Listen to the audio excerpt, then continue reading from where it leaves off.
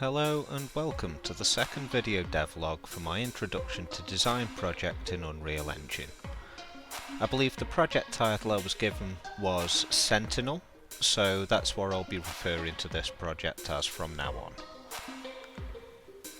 Now, most of this video is going to be time-lapsed, but I will slow the video down back to normal speed at any point where I'm talking over what I'm doing or building mechanics or anything like that. So to begin with, I'm just going to go into the blueprints that we're provided with and just tidy up some of the code, because some of this is a little bit crazy and I'd like to make it easier to read, just so that if I want to modify anything in the future, it's easy to find where things are and what's going on. I mean, look at this, wow. Okay, so I'll get started with that now.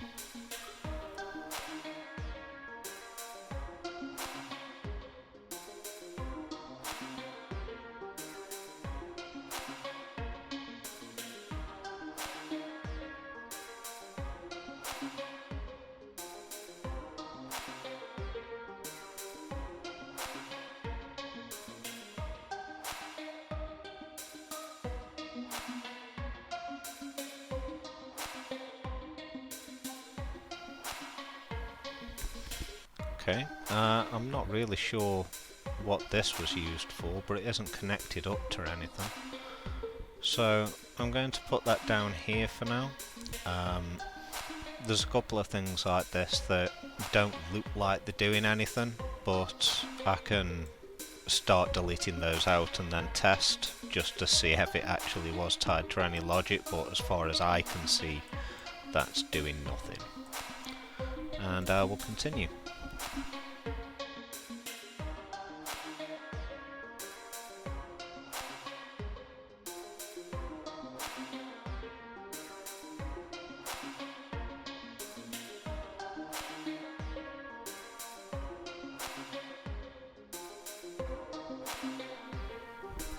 Okay, so let's just do some quick testing. We're looking at the mouse look here.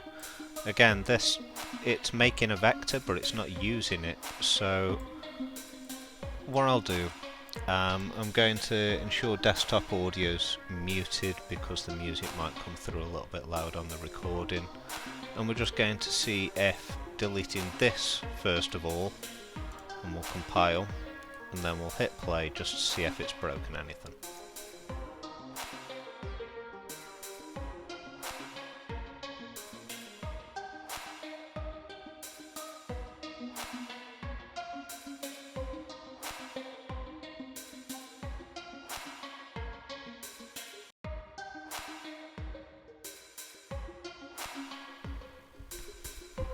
Okay, so I'm going to delete this one now.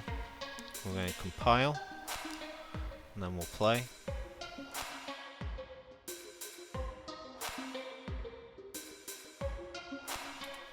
So everything seems to still work, so we can probably get rid of this break vector as well.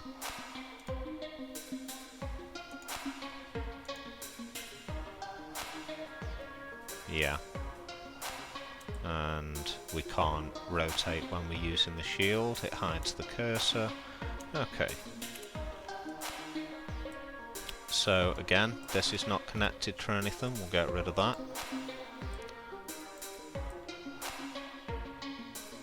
And the rest of this logic seems to be doing something.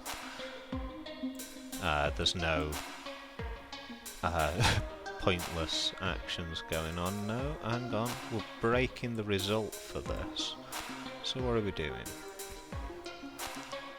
Read along this code. So if we're not dead, shielding, or in UI mode, then we're going to check if my shield is valid. Could possibly do a validated get out of that variable. But in any case, if it's not valid, then we're going to run a branch. Get hit result under cursor by channel. Okay, let's just see if we have actually broke something. So if we compile and play, if we go over... No, so we're in empty space over here, the cursor's over empty space, and this is what I expected to break in a twin stick setup, where typically you set up to make the character turn when the cursor hits an object, has a hit result on an object, but obviously when you use that setup and look into empty space, the character stops turning because you're not producing a hit result on the mouse cursor. For this, that is not set up, and I had a feeling that that was going to be something to do with this here. I don't think we need to break the hit result here. We're getting the player controller. Get hit result under cursor by channel. Trace channel visibility. Okay. I feel like that should just work as it is. Let's just save this now that we've got rid of the break. I'll just save again just to be sure that this is applied. So we can look off into dead space, we can still rotate, we can still punch in the direction that we're facing, and when we pick up the shield, rotation's deactivated.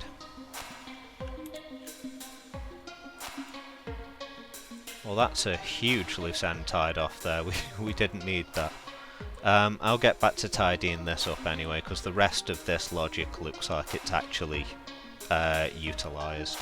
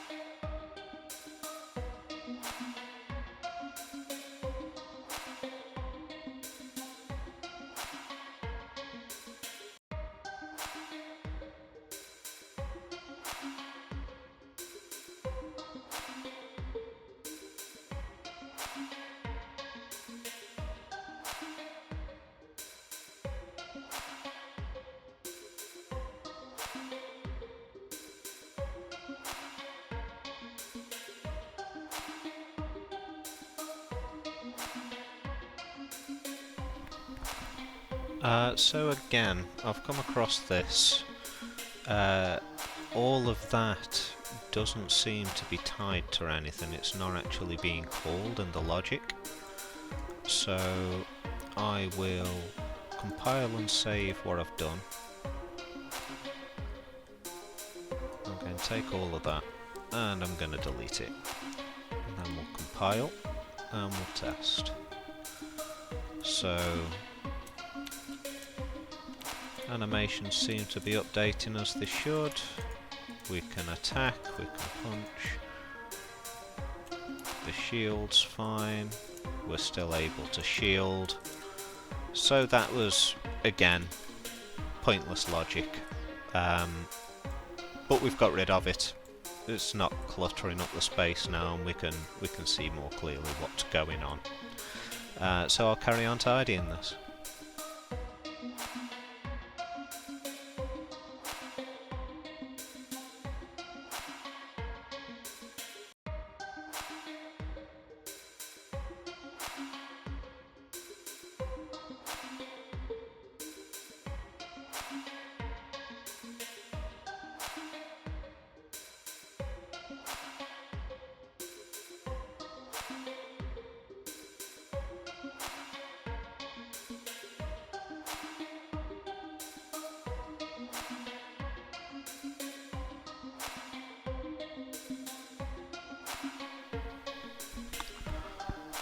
So again, this is a sequence with only one entry, so I don't feel like that's necessary. I'm just going to plug it straight into the branch there. So update animations, we'll see if this is affecting the animations at all.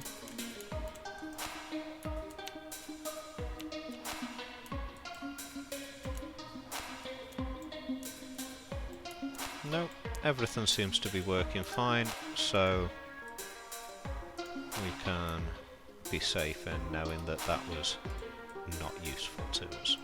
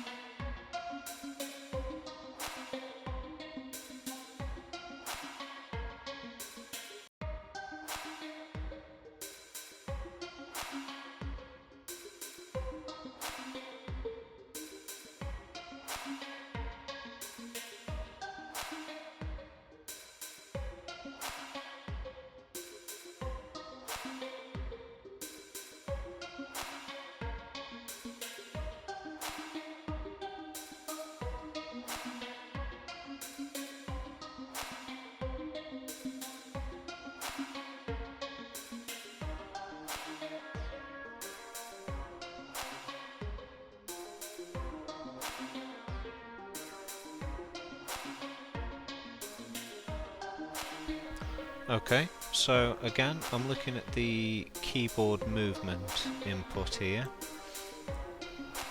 and it looks like if I grab these, all of this is not connected to anything, it's not actually being called.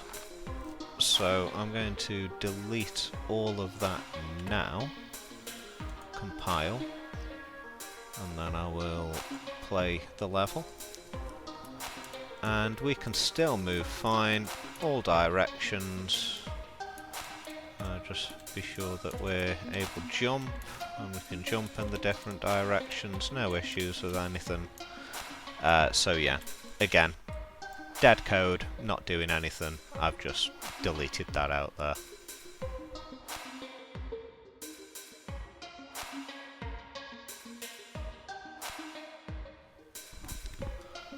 The same goes for this. This is not actually, it's creating the breaking the rotator, but it's not using it, so I'll get rid of that. That was probably for testing purposes.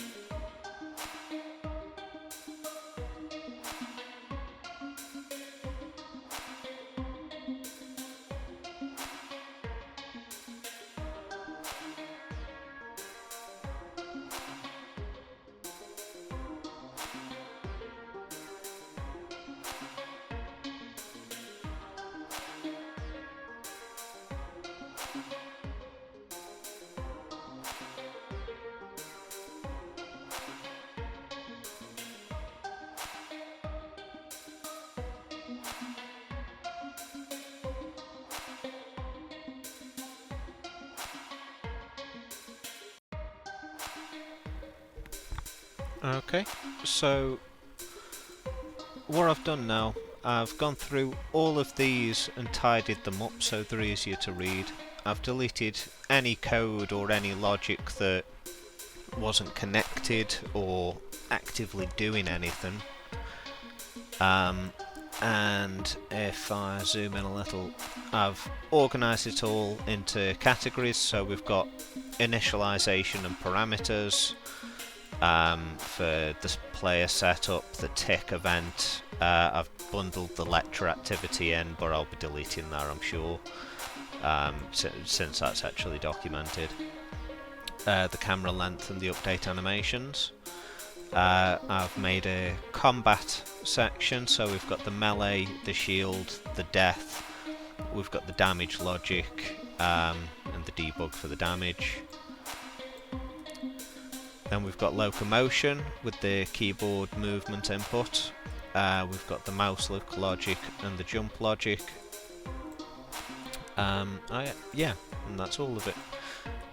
So that's where we're at with organising the player character. This was the most important one, because if I'm going to have to make changes to anything that already exists in the project, this is going to be the big one, alongside the game mode, the player controller, things like that. But I don't mind revisiting those when it's more necessary. But there's a lot of things that get tied to the player character for testing at the very least. So it's good to have a little bit of order here, just for my own sanity's sake. So compile and save that. And I'm going to close this out. So the next thing I want to look at doing is creating a floor generation tool. Because as it is, we have each one of these as a static mesh with its own LODs. I'm pretty sure each one has a draw call. It's all things that can slow the game down. Whereas for areas like this, for instance, where it's a large section of the same floor tile, I could be using instanced static meshes, and they're just far less intensive on the computer.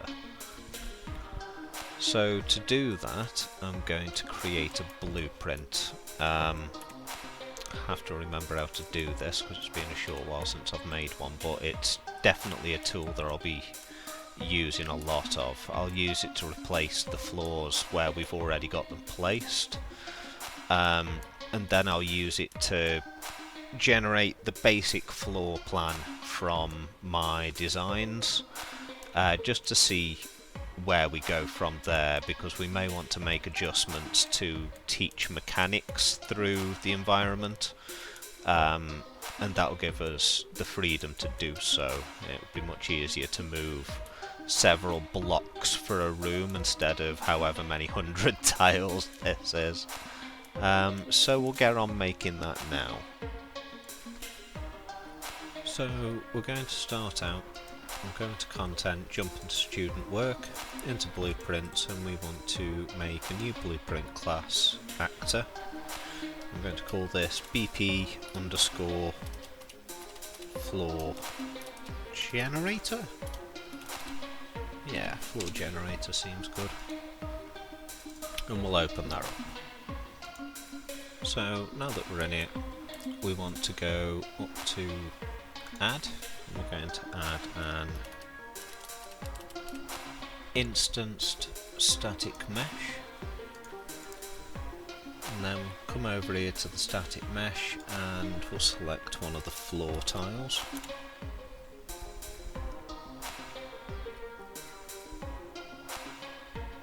That's probably wise to have a look at which floor tile's which here.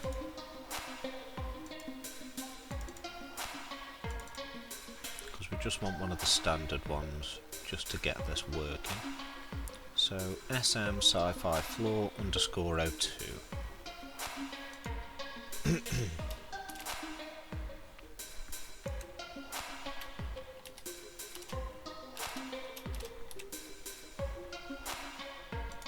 one. There we go. So we'll just double check this is working now. If we come down on the right here, add instances, we can add an instance, and there we have it, the floor. We'll worry about materials. Oh, it comes in with the materials, wicked. I thought I might try to assign that. So that's what we're going to be doing. Bringing in instances of this floor tile. and then we just need to affect the transforms.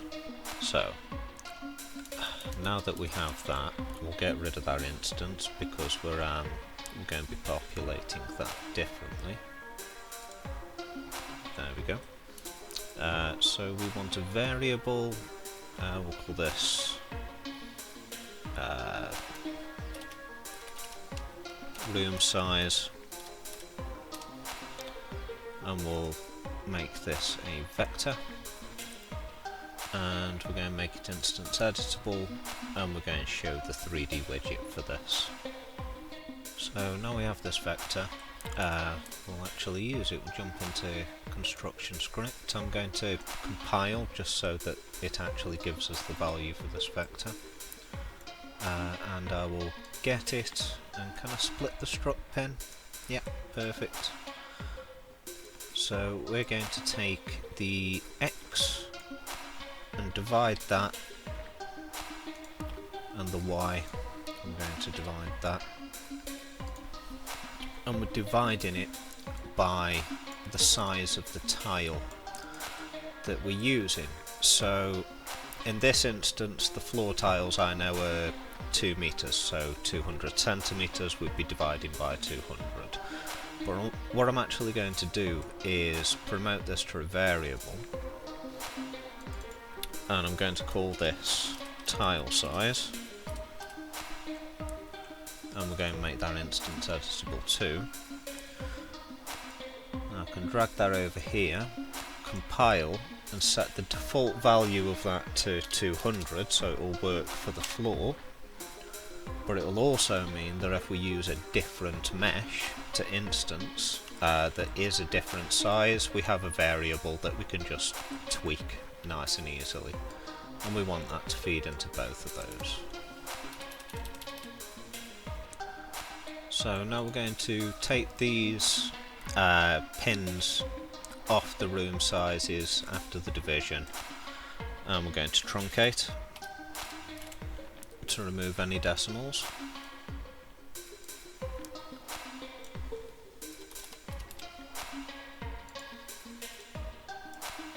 I'll just straighten these connections, and then from this we're going to promote to local variable, because we're only interested in that in here in the construction script. And this one, if it'll let me rename it, I'll name width. And this one, promote to local variable, I'm going to call this one length.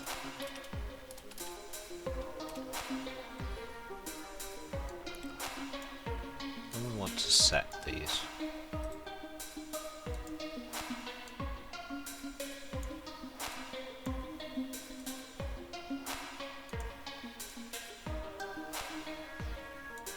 Compile and save. So now that we have the dimensions of the tile defined, we're going to loop through. So we're going to for loop. Is there just for loop? Yeah. And we're going to say width, get width, and plug that into the last index.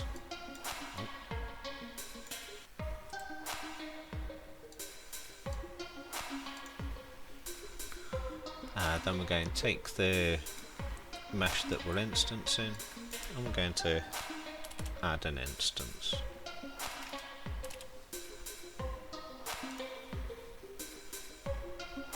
Connect that to the loop body. Just get this tidied up a little. So we're then going to take the index, and we're going to multiply that by our tile size.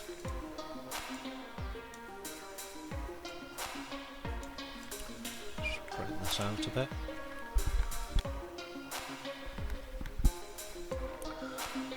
Bring this up like this, and drag this over a touch, because we're going to split the transform, we're going to split the location, because we're only interested in the x variable with this.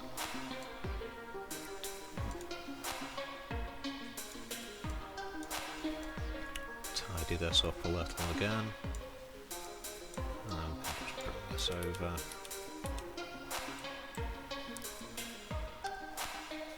Okay. Actually, what I think I'm going to do is I'd like this to be a variable. We can probably get away with making this a local. So we'll call this width index.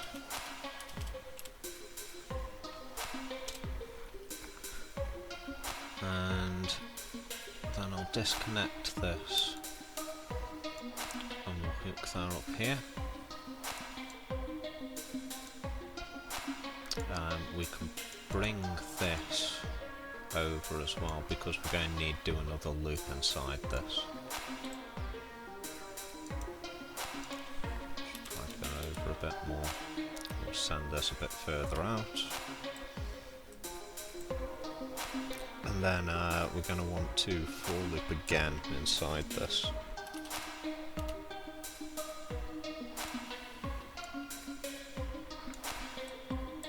This time the index will be, the last index will be the length.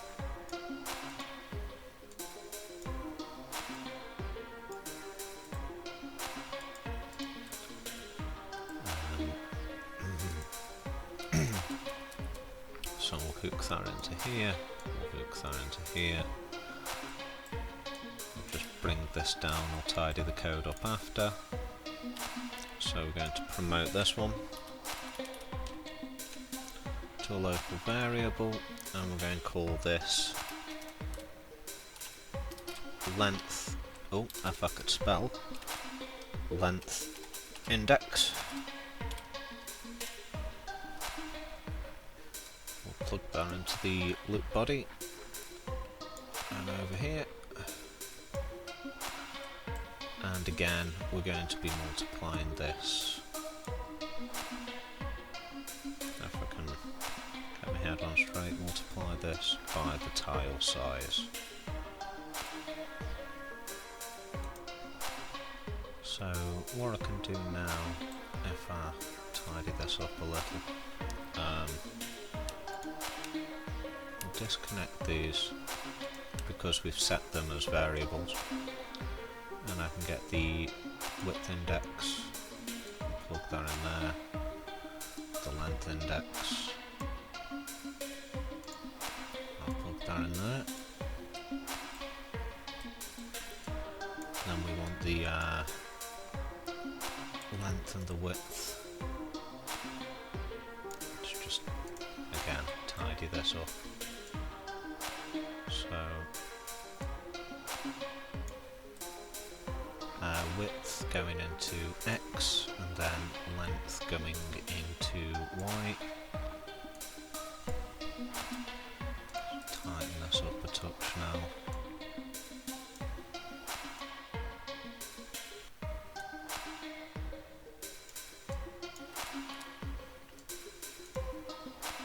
Yeah, that's not so bad.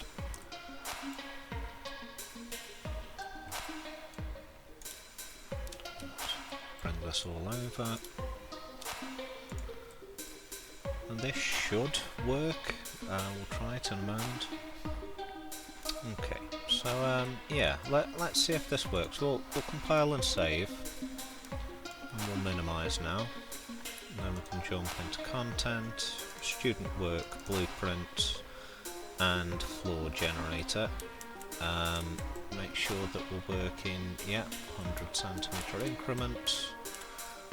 And let's just slap this down somewhere like this. So we definitely have one generated, but we also have this little widget here that we can select. And we can drag out rooms. Yes, that's what we want. And I can use this tool now to just create rooms really quick and easy. I'll just delete that for now. While we're at it, let's bring this over here so I can see it. If we look on the right side here, can we adjust the static mesh? No, we can't. Surely we can edit that in here.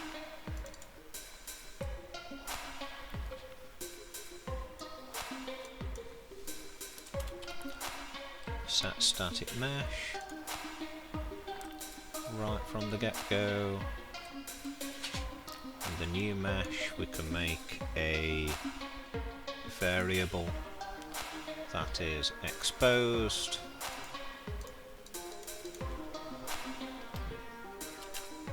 And new static mesh seems good to me.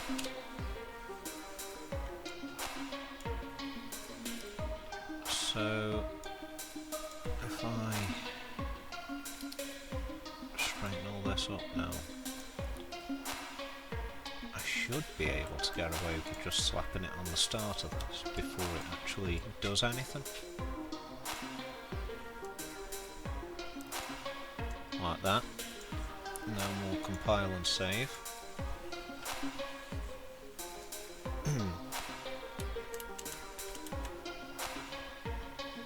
So then we can select the mesh.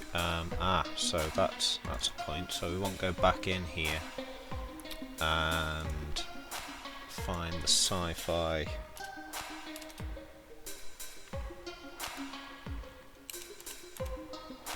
Sci-fi floor. SM underscore sci-fi floor 2. So that's the default mesh now, and that's there, but can we just switch it out now? So 4, and then yeah, so now we can change the mesh that we're using, and because we've also exposed tile size, if that mesh that we're using is bigger or smaller, we can adjust that on the fly to suit what we're doing. And I could of course copy this, so if I just select the blueprint as it is, I can drag a copy out of that, and then I could change the mesh on this to maybe floor 6 if it'll let me. There we go. And then we have generations of floor 6, so that'll make designing these levels so much faster, and that is definitely how we will progress moving on. So we've done quite a lot of tidying in this session, and we've built a tool that's going to help designing the rest of the level easier. I think this is a good place to stop for now. Yeah, I think it'd be a good idea to do the same thing for the walls, and that would be a very similar thing. We'd just be working with the Z-axis, and potentially rotation if we want to be able to just drag in any direction and get wall, but we could always just rotate the blueprint. But I think that's best for the next video. Yeah. For now, thank you very much for watching, and I will catch you in the next devlog.